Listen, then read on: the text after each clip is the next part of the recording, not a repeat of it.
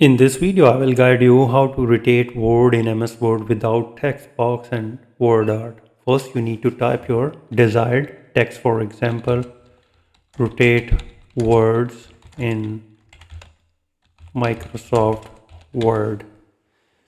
And now select the text and Control C to copy it, and then head to the home section, and on the right side you will see that paste. You need to click on the paste and click on the paste special.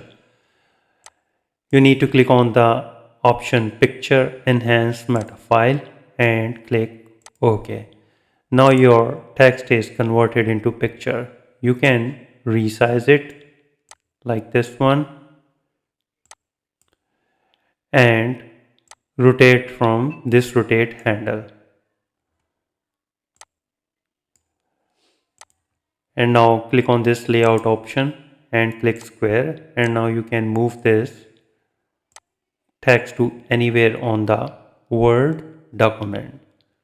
So this is pretty simple and easy. I hope you understand how you can rotate words in MS Word without text box and WordArt. If you think this video is helpful, please support my channel. Thanks for watching.